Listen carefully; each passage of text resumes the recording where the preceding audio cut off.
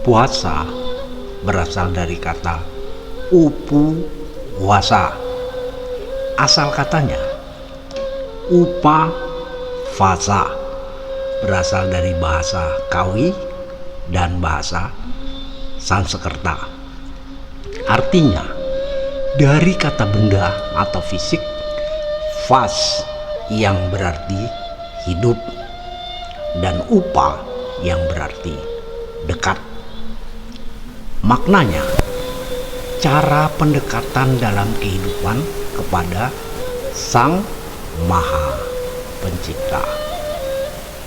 Tujuannya pulang kembali ke asalnya.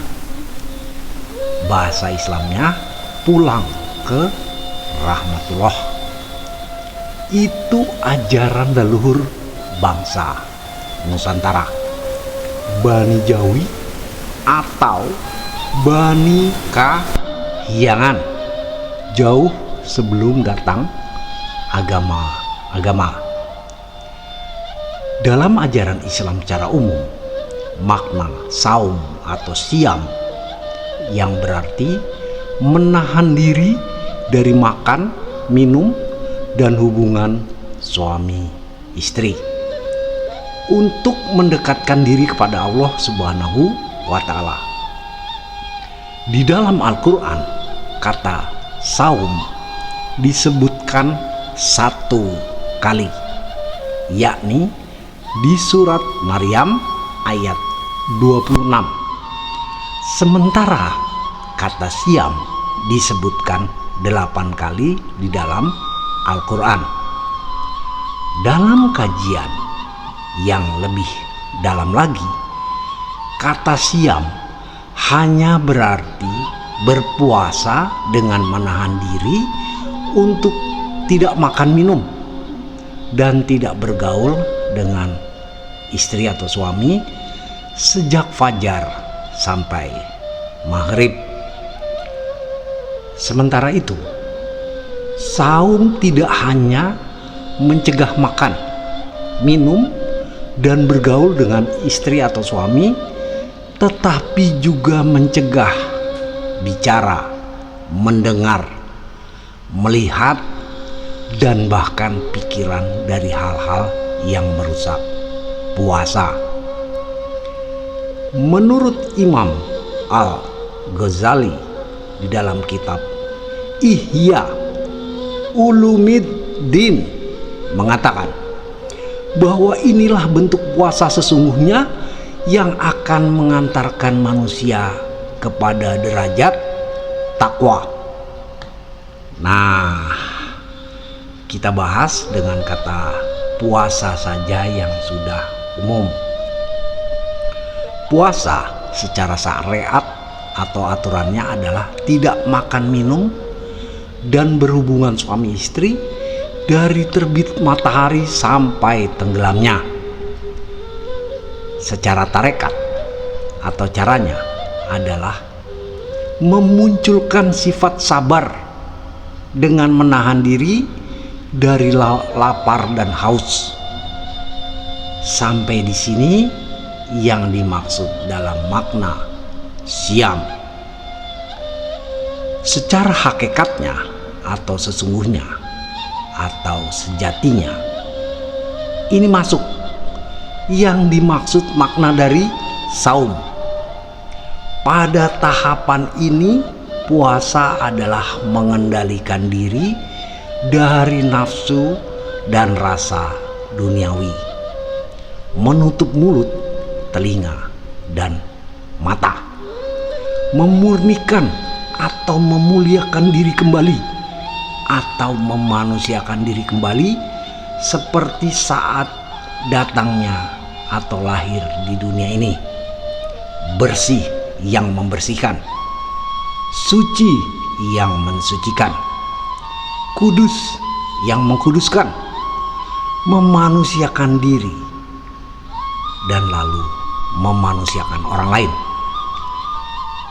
Secara ma'rifatnya atau hubungannya, setelah sampai pada hakikatnya berpuasa, maka tubuh manusia akan muncul cahaya kemuliaan sebagai manusia, makhluk ciptaan yang paling sempurna dan mulia dibanding dengan makhluk apapun.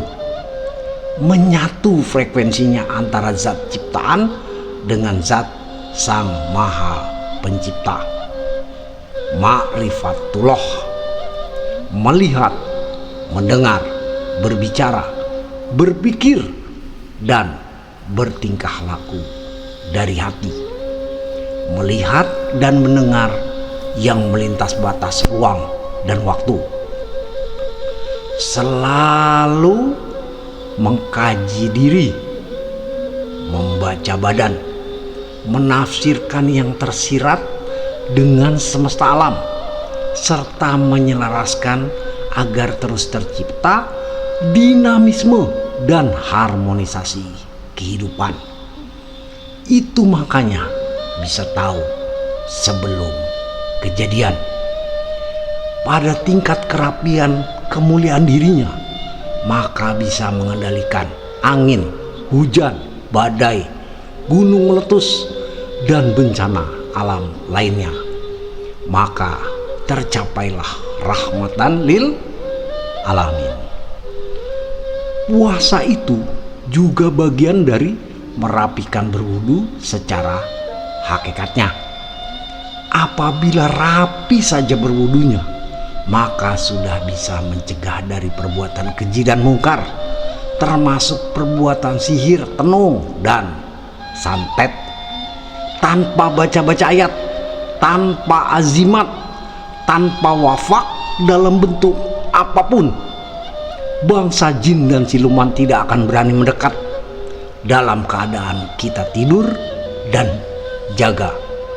Bahkan orang-orang di sekitar lingkungan tempat tinggal orang yang memuliakan dirinya ikut terjaga. Bahkan mengobati orang yang terkena sihir atau membersihkan suatu tempat, baik di darat maupun di laut, tanpa ritual dan tentunya tanpa sesaji. Inilah jawaban atas pertanyaan, mengapa orang sudah wudhu, puasa, dan sholat bisa kesurupan atau terkena sihir. Kita menjaga wudhu saja, maka wudhu akan menjaga kita. Kita menjaga puasa, maka puasa akan menyelamatkan kita. Kita menjaga sholat, maka sholat akan menyelamatkan dunia dan akhirat kita. Lalu lanjut puasanya yang sampai pada hakikatnya, maka akan lebih muncul lagi kemuliaannya. Maka sampailah pada sholatnya yang mencegah dari perbuatan keji dan mungkar. Rasulullah Ahmad bin Abdullah bin Abdul Muthalib Sallallahu Alaihi Wasallam mengajarkan semua itu untuk kaum assalam atau kaum muslim, dengan bukti manfaat selamat dan menyelamatkan dalam kehidupan sehari-hari dari berwudu, puasa, dan sholatnya. Nah, bagi pemirsa yang puasa hanya sampai pada syariatnya saja, silahkan, itu hak hidup Anda. Bagi yang mau sampai pada hakikatnya juga silahkan, itu hak hidup dan matinya Anda juga.